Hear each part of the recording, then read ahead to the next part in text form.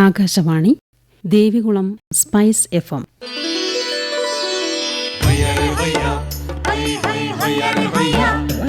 കിസാൻ വാണി.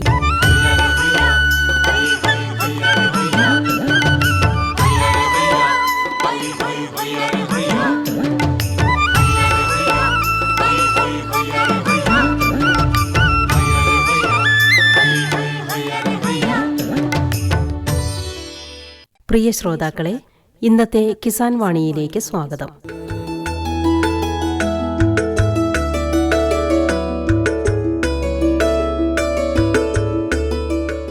പാമ്പാടുംപാറ ഗ്രാമപഞ്ചായത്തിലെ സന്യാസിയോട് പ്രദേശത്തെ കർഷകനായ ശ്രീ സുരേഷ് കുമാർ ഏലം കൃഷിയിലെ അദ്ദേഹത്തിന്റെ അനുഭവങ്ങൾ വിവരിക്കുകയാണ് ഇന്നത്തെ കിസാൻ വാണിയിൽ.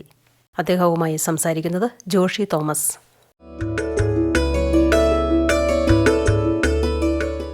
ഇടുക്കിയിലെ കർഷകരായ ആളുകളെല്ലാം മണ്ണിൽ അത്യധ്വാനം ചെയ്യുന്ന, പ്രത്യേകിച്ച് പകലന്തിയോളം അത്യധ്വാനം ചെയ്യുന്ന കർഷകരാണ്. ഇവിടെ കുടിയേറിയ കർഷകരും അതുപോലെ സ്ഥലം വാങ്ങിച്ചു വന്ന കർഷകരും എല്ലാം അധിവസിക്കുന്ന ഒരു പ്രദേശമാണ് പാമ്പാടുംപാറ പഞ്ചായത്തിലെ സന്യാസിയോട മേഖല. സന്യാസിയോട മേഖലയിലെ ഒരു കർഷകനായ ശ്രീ സുരേഷ് കുമാർ ആണ് ഇന്ന് നമ്മോടൊപ്പം ഉള്ളത്. അദ്ദേഹത്തിൻ്റെ കാർഷിക പ്രവർത്തനങ്ങൾ നമുക്ക് ചോദിച്ചറിയാം. നമസ്കാരം. നമസ്കാരം. ശ്രീ സുരേഷ് ഇവിടെ വന്ന് കാർഷിക പ്രവർത്തനങ്ങൾ ആരംഭിച്ചിട്ട് എത്ര നാളുകളായി? 20 വർഷമായി. എവിടെ നിന്നാണ് ഇവിടെ വന്നത്? തിരുവണ്ണാമലയിൽ നിന്നാണ് വന്നത്. തിരുവണ്ണാമലയിൽ നിന്ന് കുടുംബത്തോടൊപ്പം ഇവിടെ വന്നതാണല്ലേ? അതെ, അച്ഛൻ വന്ന് 70 വന്നതാ. അപ്പൊ അച്ഛൻ എസ്റ്റേറ്റിൽ താമസിച്ചുകൊണ്ടിരുന്നെ, ഞാൻ പഠിച്ചുകൊണ്ടിരുന്നെ.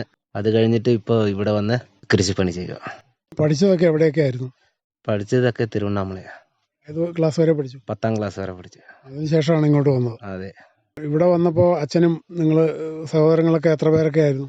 സഹോദരൻ ചേച്ചി വന്ന്, സഹോദരൻ 2 പേര്, മൊത്തം 4 പേര്.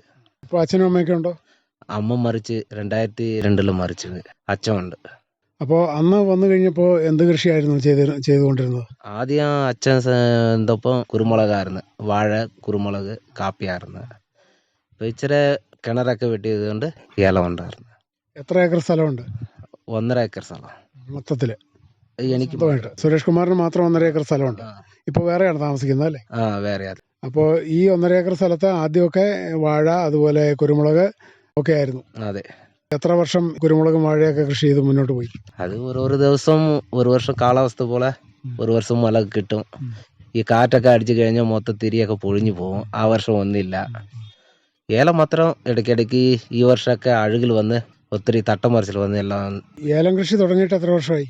ഏലം കൃഷി തുടങ്ങിയിട്ട് 10 വർഷമായി. അപ്പോൾ അതിനു മുമ്പ് വരെ കുരുമുളകും വാഴയും ഒക്കെ ആയിരുന്നു കൃഷി ചെയ്തുകൊണ്ടിരുന്നത് അല്ലേ? ഈ കുരുമുളകും വാഴ കൃഷിയൊക്കെ നഷ്ടമായതുകൊണ്ടാണ് ഏലകൃഷിയിലേക്ക് തിരിഞ്ഞത്? ഇല്ല, വെള്ളം ഇല്ലാതെ ഉണ്ടായിരുന്നു. വെള്ളം കിട്ടിക്കഴിഞ്ഞപ്പോൾ കിണർ വെട്ടിയായിരുന്നു. കിണർ വെട്ടി തോട് സൈഡിൽ ഒരു കിണറൊക്കെ കുത്തി 20 അടി താഴ്ചയിൽ മോട്ടറൊക്കെ ഇട്ട് അത് കഴിഞ്ഞിട്ട് ഏലം കൃഷി ആരംഭിച്ചു. ഈ കുരുമുളക് അന്നൊക്കെ ഏതെല്ലാം ഇനം കുരുമുളകാണ് കൃഷി ചെയ്തുകൊണ്ടിരുന്നത്? അവിടെ ഒരേ കരുമുണ്ടം, വെള്ളനാമ്പ്. കരിമുണ്ടയും വെള്ളനാമ്പനുമാണ് കൃഷി ചെയ്തുകൊണ്ടിരുന്നത് അല്ലേ? അതിൽ ഏതായിരുന്നു മെച്ചമായിട്ടുള്ള കൃഷി? കരുമുണ്ടം. ഇപ്പോഴും കരിമുണ്ടയും വെള്ളനാമ്പനും ഉണ്ടോ? ഉണ്ട്. അത് എങ്ങനെ ഏലത്തിന് ഇടയ്ക്ക് വഴിയാണോ കൃഷി ചെയ്ത്? ഏലത്തിന് കാട്ടുമരല്ലേ, അതിനകത്ത് കയറ്റി വെച്ചിട്ടുണ്ട്. അപ്പോൾ ഏലത്തിനിടയ്ക്കുള്ള മരങ്ങളിലെല്ലാം കുരുമുളക് കൃഷി ചെയ്തിരിക്കുന്നു. പിന്നെ കാപ്പി എവിടെയാണ് കൃഷി ചെയ്തിട്ടുള്ളത്? ഈ ബൗണ്ടറി സൈഡില്, അതിർ സൈഡില് കാപ്പിയൊക്കെ ഇട്ടിട്ടുണ്ട്. കാപ്പി പൊക്കം കുറഞ്ഞ ഇനം കാപ്പിയാണോ? അറബി കാപ്പി? അറബി കാപ്പി. മരക്കാപ്പിയും ഉണ്ട്, വലിയ കാപ്പിയും ഉണ്ട്. അപ്പോൾ അത് ഷെയ്ഡും കൂടെ കിട്ടും സൈഡിലുള്ള ഏലത്തിന് അല്ലേ? അത് അത്ര വെട്ടത്തില്ല, ആ സൈഡിലല്ലേ ഇരിക്കുന്നത്, അതുകൊണ്ട് അത് വെട്ടത്തില്ല.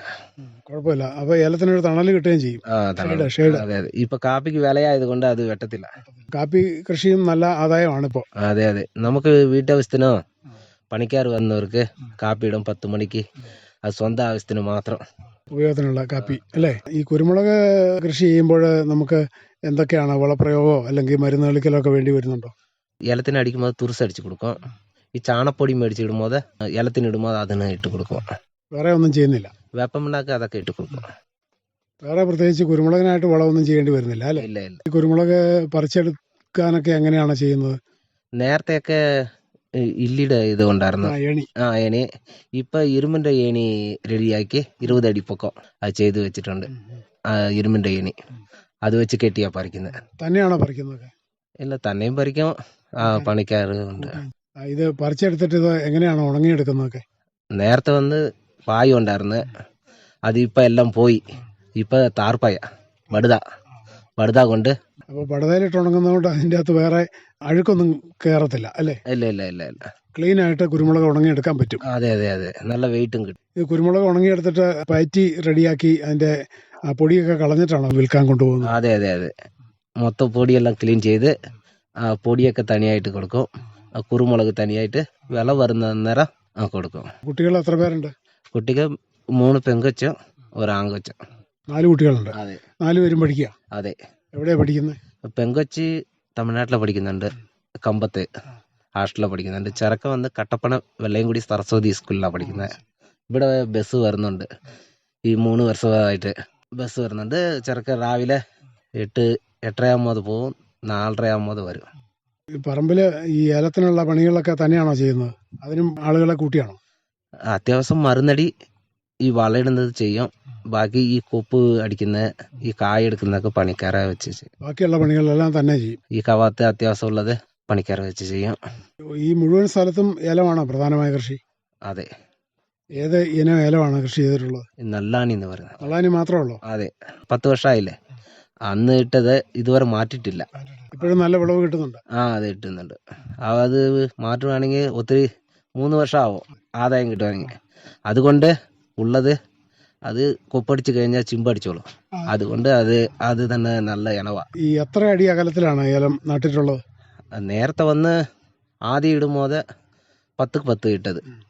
ഇപ്പം എല്ലാം ഈ അടുപ്പിച്ചായി, ഈ ചിമ്പടിച്ചടിച്ച് അടുപ്പിച്ചായി. 10 അടി അകലത്തിൽ കൃഷി ചെയ്തിട്ട് ഇപ്പോഴും അത് 15 വർഷമായിട്ട് നിലനിൽക്കുകയാണ് അല്ലേ? നല്ല ആദായം കിട്ടുന്നുണ്ട് അല്ലേ? വേറെ ഏലത്തിന് കുഴപ്പമൊന്നുമില്ലല്ലോ? കുഴപ്പമൊന്നുമില്ല. ഈ വർഷം ഇച്ചിരി മഴ ആയതുകൊണ്ട് തട്ടം മറിച്ചിൽ അഴുകിൽ വന്നു. വേറെ കുഴപ്പമൊന്നുമില്ല. ഏലം നമ്മൾ നട്ട് കഴിഞ്ഞിട്ട് ഇത് നന്നായിട്ട് ആദായം കിട്ടണമെങ്കിൽ എത്ര വർഷം മുതൽ കിട്ടി തുടങ്ങി? 3 വർഷം. ആദ്യത്തെ വർഷം ഒറ്റ ചിമ്പായിട്ട് കുഴിയെടുത്ത് വെക്കണം. കുഴിയെടുത്ത് 2ക്ക് 1.5 താഴ്ച എടുത്തിട്ട് അത് നല്ലപോലെ ഇലക്കിയിട്ട് ഒറ്റ ചിമ്പായിട്ട് എടുത്ത് അത് വെച്ച് കമ്പ് വെച്ച് കെട്ടിയിട്ട് അത് കഴിഞ്ഞിട്ട് നല്ലപോലെ മണ്ണ് ഇളക്കി കൊടുത്തിട്ട് 3 വർഷം ആവണം. നല്ലപോലെ ഭൂമിയൊക്കെ ഇളക്കി 3ാമത്തെ വർഷം നല്ല ആദായം കിട്ടും. വളപ്രയോഗങ്ങളൊക്കെ എന്തൊക്കെയാണ് ചെയ്യുന്നത്? വളപ്രയോഗം രാസവളം ചെയ്യും, വേപ്പ പിണ്ണാക്ക്, ചാണപ്പൊടി. എത്ര നാൾ കൂടുമ്പോൾ ഈ വളപ്രയോഗങ്ങൾ ചെയ്യുന്നത്? മാസത്തിൽ വന്ന മരുന്ന് വന്ന് 25 ദിവസം കൂടെ അടിക്കും. മരുന്ന് കളിക്കല് അല്ലേ? ഇല്ലെങ്കിൽ തണ്ടുതീർപ്പനും മറ്റ് രോഗങ്ങളൊക്കെ കയറി ഏലം കേടുവരും. വളപ്രയോഗങ്ങൾ എല്ലാ മാസവും ഓരോന്ന് ചെയ്യും അല്ലേ? കാലാവസ്ഥയെ നോക്കിയിട്ട് അതുപോലെ ചെയ്യും.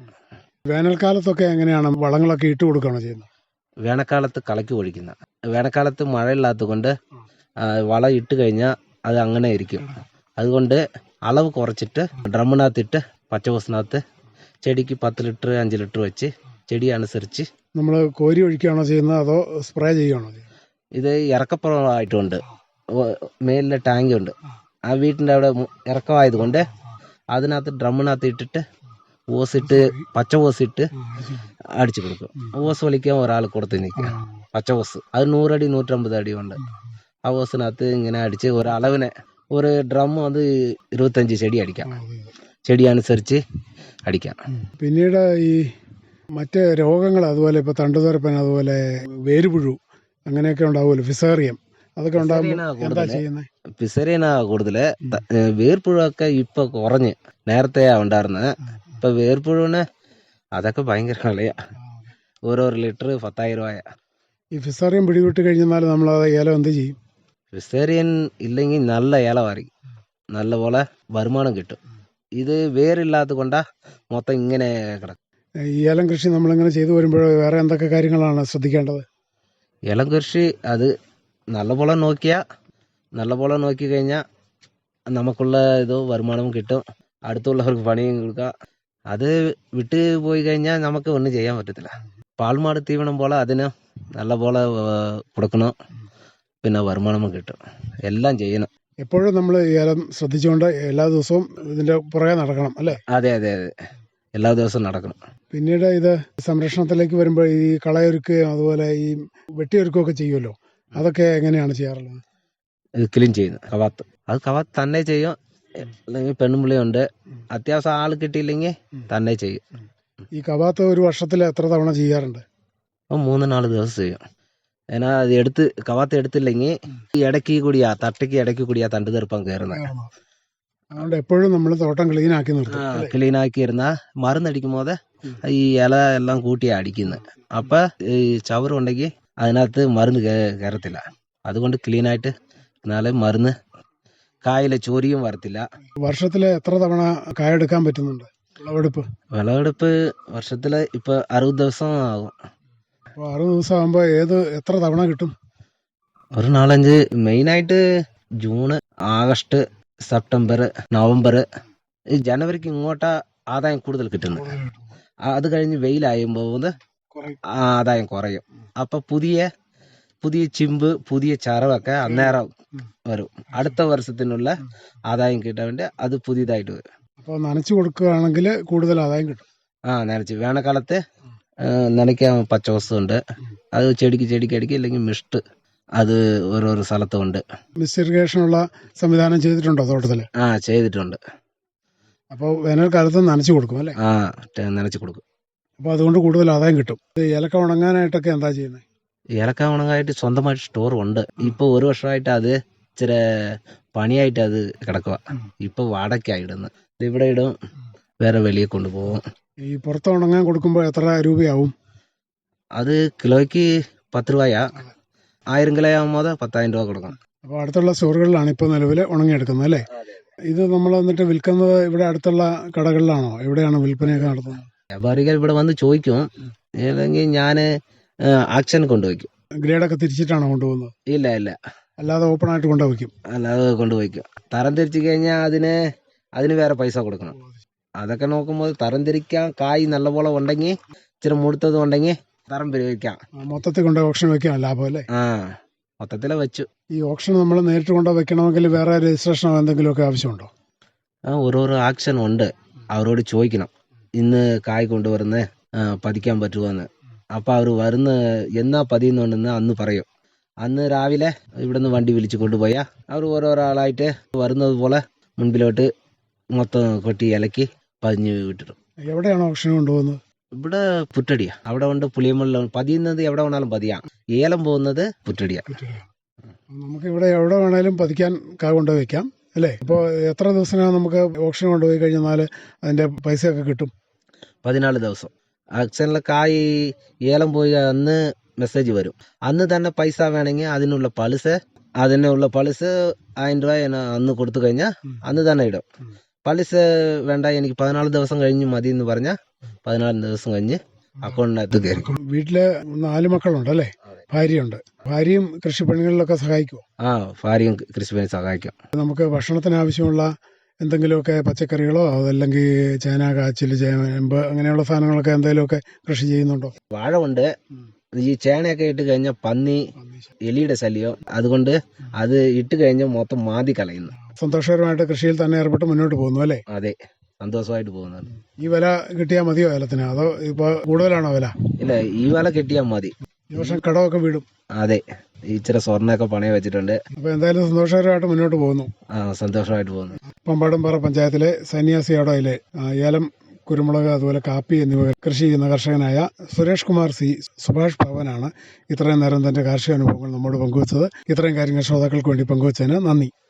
പാമ്പാടുംപാറ ഗ്രാമപഞ്ചായത്തിലെ സന്യാസിയോട പ്രദേശത്തെ ഏലം കർഷകനായ ശ്രീ സുരേഷ് കുമാറുമായി ഇതുവരെ സംസാരിച്ചത് ജോഷി തോമസ്. കിസാൻ വാണിയിൽ ഇനി കാർഷിക അറിവുകൾ കേൾക്കാം. ഔഷധ സസ്യങ്ങൾ. രാമച്ചം. മലമുകളിലും കുറ്റിക്കാടുകളിലും കാണുന്ന രാമച്ച ചെടിയുടെ വേരിൽ നിന്നാണ് പൗരസ്ത്യ സുഗന്ധദ്രവ്യങ്ങളിൽ ഏറ്റവും പ്രധാനപ്പെട്ട രാമച്ച തൈലം ലഭിക്കുന്നത്. വിശറി ഉണ്ടാക്കാനും നറുമണം പരത്തുന്ന തട്ടികൾ നിർമ്മിക്കുന്നതിനും കുടിവെള്ളത്തിന് സുഗന്ധം ലഭിക്കുന്നതിനും രാമച്ചത്തിൻ്റെ വേര് പുരാതന കാലം മുതൽ ഉപയോഗിച്ചു വരുന്നു.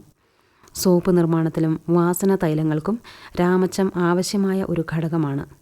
മണ്ണിനടിയിലുള്ള സുഗന്ധമുള്ള ഒരു കിഴങ്ങിൽ നിന്നാണ് തണ്ട് തുടങ്ങുന്നത്. തണ്ടിൻ്റെ മണ്ണിനടിയിലെ ഭാഗമായ കിഴങ്ങിൽ നിന്ന് ധാരാളം നാരുവേരുകൾ കാണാം. വളരെ കൂടുതൽ ശ്രദ്ധ കൊടുക്കാതെ തന്നെ ആദായം ഉണ്ടാക്കിത്തരാൻ രാമച്ചത്തിന് കഴിയും. മിക്കവാറും എല്ലാത്തരം മണ്ണിലും രാമച്ചം കൃഷി ചെയ്യാവുന്നതാണ്. അനുയോജ്യമായ ഊഷ്മാവും ഈർപ്പവും ഉണ്ടെങ്കിൽ കൂടുതൽ വേര് ലഭിക്കും. കൃഷിരീതി. മഴക്കാലം കഴിഞ്ഞാലുടൻ നടാൻ ഉദ്ദേശിക്കുന്ന ഭാഗം വൃത്തിയാക്കി മണ്ണ് നന്നായി ഇളക്കണം. വേര് വെട്ടിമാറ്റിയ ശേഷം പഴയ മൂട്ടിൽ നിന്ന് കിഴങ്ങോടുകൂടി അടർത്തിയെടുക്കുന്ന 15 മുതൽ 20 സെൻറ്റിമീറ്റർ വരെ നീളമുള്ള ചെടികളാണ് നടീൽ വസ്തു. രാമച്ചം സാധാരണ വിളവെടുക്കുന്നത് വേനൽക്കാലത്താണ്. ഈ സമയത്താണ് വേരിൽ ഏറ്റവും കൂടുതൽ തൈലം ലഭിക്കുന്നത്. വേര് പിഴുതെടുക്കുന്നതിന് മുമ്പ് ചെടികളുടെ ഇലകളും തണ്ടും 15 സെൻറ്റിമീറ്റർ മുതൽ 20 സെൻറ്റിമീറ്റർ വരെ ഉയരത്തിൽ മുറിച്ചു മാറ്റണം. ചെടികളുടെ മൂട്ടിൽ നിന്ന് 60% വേര് ലഭിക്കും. ബാക്കി മണ്ണിൽ പൊട്ടിയിരിക്കുന്ന ഭാഗങ്ങൾ മണ്ണിളക്കി ശേഖരിക്കാവുന്നതാണ്. വിത്ത് മുളപ്പിച്ചും തൈകൾ ഉൽപ്പാദിപ്പിക്കാം. ജനുവരി ആദ്യ വാരത്തിൽ വിത്ത് പാകാം. വർഷകാലത്തിൻ്റെ തുടക്കത്തിൽ മുളപ്പിച്ച തൈകൾ മാറ്റി നടാവുന്നതാണ്. ഏകദേശം 35 സെൻറ്റിമീറ്റർ ഉയരത്തിൽ സ്ഥലത്തിൻ്റെ വിസ്തീർണത്തിനനുസരിച്ച് തടങ്ങൾ തയ്യാറാക്കിയതിനു ശേഷം 30 സെൻറ്റിമീറ്റർ അകലത്തിൽ തൈകൾ നടുക. ചാക്കുകളിൽ മണ്ണ് നിറച്ചും കൃഷി ചെയ്യാവുന്നതാണ്. ഇപ്രകാരം 1 ഹെക്ടർ സ്ഥലത്ത് ഏകദേശം 2 മുതൽ 2.5 ലക്ഷം വരെ തൈകൾ നടാവുന്നതാണ്. കാലാകാലങ്ങളിൽ കളകൾ മാറ്റുകയും മണ്ണ് ചെറുതായി ഇളക്കി കൊടുക്കുകയും വളപ്രയോഗം നടത്തുകയും ചെയ്യണം. ചാരം, കമ്പോസ്റ്റ്, ചാണകപ്പൊടി, നിലക്കടല പിണ്ണാക്ക്, മീൻവളം എന്നിവ ഉപയോഗിക്കാവുന്നതാണ്. വിളവെടുപ്പ് 10 മാസം മുതൽ 12 മാസം വരെ പ്രായമുള്ള ചെടികളാണ് വിളവെടുപ്പിന് അനുയോജ്യം. പുൽത്തൈലം വാറ്റുന്നതിന് 15 മാസം മുതൽ 18 മാസം വരെ പ്രായമുള്ള ചെടികളിൽ നിന്ന് വേനൽക്കാലത്ത് വേരുകൾ ശേഖരിക്കാം. 1 കിലോ ഉണങ്ങിയ രാമച്ചത്തിന് 26 രൂപ വിലയുണ്ട്. 1 കിലോഗ്രാം പച്ചവേരിന് 35 രൂപ മുതൽ 50 രൂപ വരെ ലഭിക്കും. കൃഷിയിടങ്ങളിൽ ഒരു ഇടവിളയായി ഇത് ചെയ്താൽ വലിയ ശ്രദ്ധ കൊടുക്കാതെ തന്നെ ആദായം ലഭിക്കും. തിപ്പലി. കേരളത്തിലെ മണ്ണും കാലാവസ്ഥയും തിപ്പലി കൃഷിക്ക് അനുയോജ്യമാണ്. ഭാഗികമായി മാത്രം സൂര്യപ്രകാശം ലഭിക്കുന്ന സ്ഥലം വേണം തിരഞ്ഞെടുക്കാൻ. അതുകൊണ്ട് തിപ്പലി റബ്ബർ മരങ്ങളുടെ ഇടയിലും തെങ്ങിൻ്റെ ഇടയിലും നല്ല രീതിയിൽ കൃഷി ചെയ്യാവുന്ന ഔഷധ സസ്യമാണ്. കൃഷിരീതി. കേരളത്തിലെ വനപ്രദേശങ്ങളിൽ വൻമരങ്ങളുടെ തണലിൽ തിപ്പലി സമൃദ്ധമായി വളരുന്നുണ്ട്. തിപ്പലിയുടെ തണ്ട് മുറിച്ചു വെച്ചാണ് വംശവർധന നടത്തുന്നത്. മുറിച്ച വള്ളികൾ 1-2 മുട്ട് മണ്ണിനടിയിൽ വരത്തക്ക വിധം പോളിത്തീൻ കവറുകളിൽ നട്ട് വേര് പിടിപ്പിച്ചതിന് ശേഷം മാറ്റി നടുന്നതാണ് ഉത്തമം. കൃഷി ചെയ്യാൻ ഉദ്ദേശിക്കുന്ന സ്ഥലം നന്നായി കിളച്ച് കട്ടകൾ ഉടച്ച ശേഷം 3 മീറ്റർ നീളവും 3 മീറ്റർ വീതിയുമുള്ള തവാരണകൾ ഉണ്ടാക്കുന്നു. അതിൽ 2 അടി അകലത്തിൽ കുഴികൾ എടുക്കുക. ഉണങ്ങിയ ചാണകപ്പൊടി, എല്ലുപൊടി ഇവ മണ്ണുമായി ഇളക്കിച്ചേർത്ത മിശ്രിതം കുഴികളിൽ ഇട്ട ശേഷം തൈകൾ നടാം. ജലസേചനവും വളപ്രയോഗവും നടത്തണം. ചാരം ചേർത്താൽ ഉൽപ്പാദനം വർദ്ധിക്കും. വിളവെടുപ്പ്. നട്ട് 6 മാസം കഴിയുമ്പോൾ തന്നെ നന്നായി പടർന്നു വളരാൻ തുടങ്ങുന്ന ചെടികളിൽ പൂക്കുലകൾ അഥവാ തിരികൾ പ്രത്യക്ഷപ്പെട്ടു തുടങ്ങും. ഈ തിരികൾ പാകമാകുമ്പോൾ പറിച്ചെടുത്ത് വെയിലത്ത് ഉണക്കിയെടുക്കുക. ഉണക്കുമ്പോൾ കുമിളുകൾ വരാതിരിക്കാൻ പ്രത്യേകം ശ്രദ്ധിക്കണം. ഉണങ്ങിയ തിരികൾ ഈർപ്പരഹിതമായ പാത്രങ്ങളിൽ സൂക്ഷിക്കാം. കായ്കൾ മൂപ്പെത്തുന്നതിനനുസരിച്ച് വർഷം മുഴുവനും തിപ്പലിയിൽ നിന്ന് വിളവെടുക്കാൻ സാധിക്കും. ഏകദേശം 3 വർഷം വരെ തുടർച്ചയായി തിരി ലഭിക്കും. കറ്റാർ വാഴ. കറ്റാർ വാഴയ്ക്ക് ഏറ്റവും പറ്റിയ കാലാവസ്ഥ നല്ല വരണ്ട പ്രദേശമാണ്. മണ്ണ് ഫലഭൂയിഷ്ടമല്ലെങ്കിൽ പോലും ഈ ചെടി വളർത്താൻ സാധിക്കും. തെങ്ങിൻ തോപ്പുകളിൽ ഇടവിളയായും കൃഷി ചെയ്യാവുന്നതാണ്. 2 അടി സമചതുരത്തിലുള്ള കുഴികളിൽ ഉണങ്ങിയ ചാണകപ്പൊടിയും ഇലവളവും നിറച്ച് തൈകൾ നടണം. വളർന്ന ചെടിയുടെ ചുവട്ടിൽ നിന്നും കിളിർക്കുന്ന തൈകൾ ഉപയോഗിച്ചാണ് ഈ ചെടിയുടെ വംശവർധന.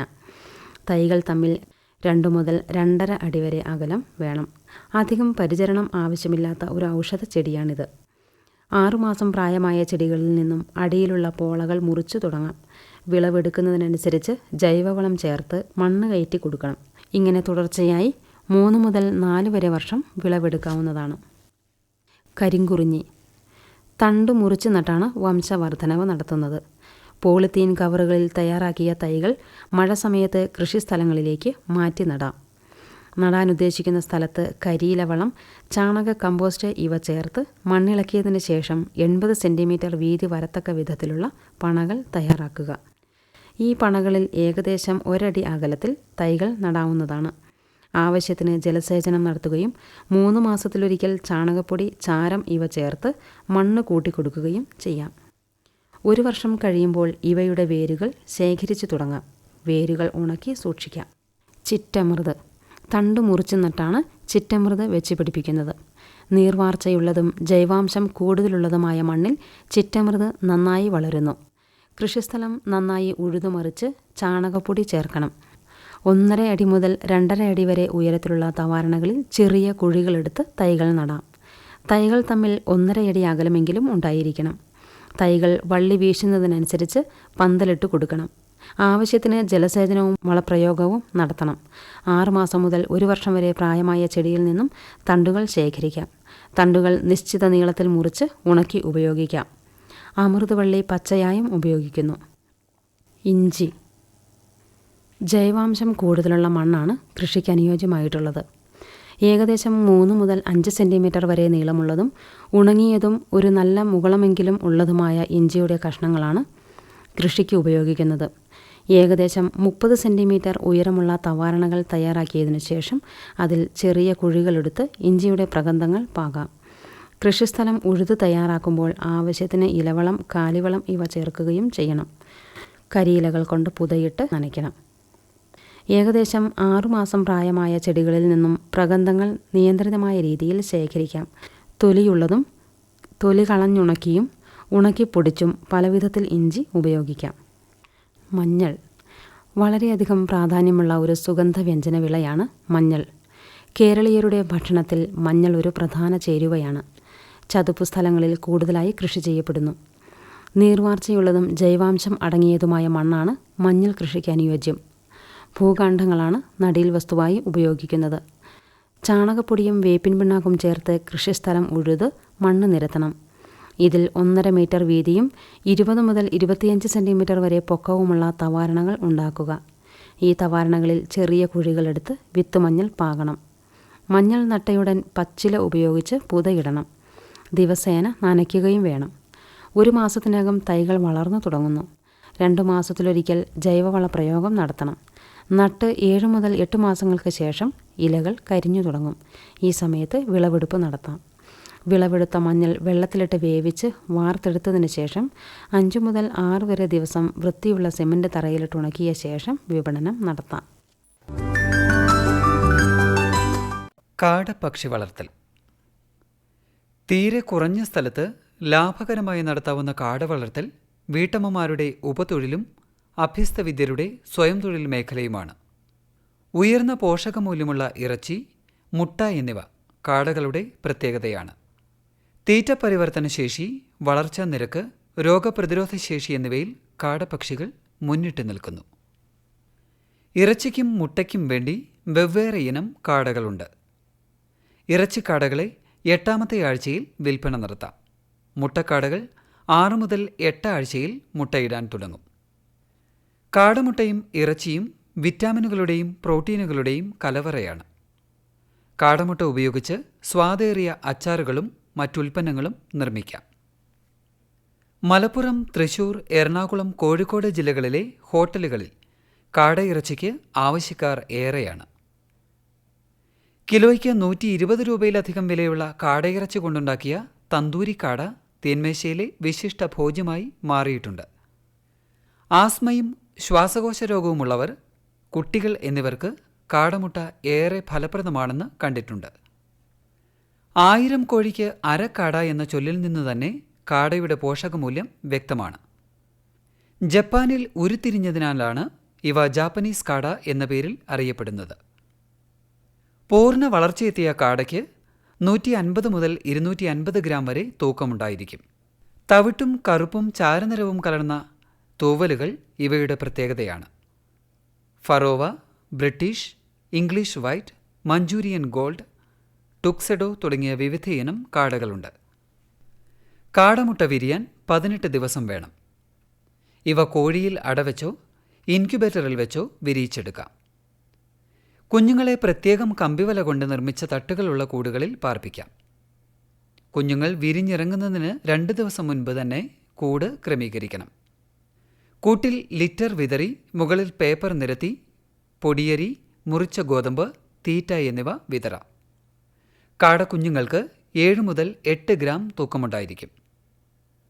ഇവയ്ക്ക് 2 വാട്ട്സ് കണക്കിൽ ബൾബ് ക്രമീകരിച്ച് 2 മുതൽ 3 ആഴ്ച വരെ ചൂട് നൽകണം.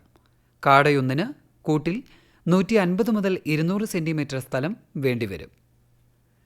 കാടപ്പക്ഷികൾക്ക് ആദ്യത്തെ 3 ആഴ്ച സ്റ്റാർട്ടർ തീറ്റയും 4 മുതൽ 5 ആഴ്ച പ്രായത്തിൽ ഗ്രോവർ തീറ്റയും 6 ആഴ്ച മുതൽ ലെയർ തീറ്റയും നൽകണം.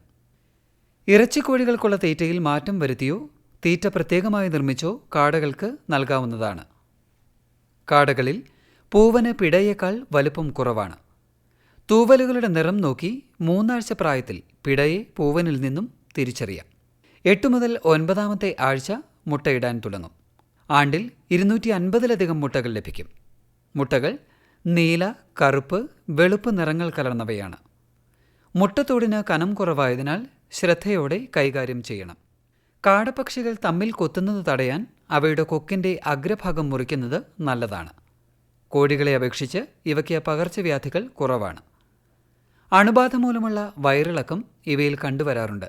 ഇത് പൂർണ്ണമായും ചികിത്സിച്ച് ഭേദപ്പെടുത്താം. കാർഷിക അറിവുകൾ, സുരേഷ് കുമാറുമായുള്ള അഭിമുഖം എന്നിവയാണ് കിസാൻ വാണിയിൽ ശ്രോതാക്കൾ ഇതുവരെ കേട്ടത്. ഭയ്യാ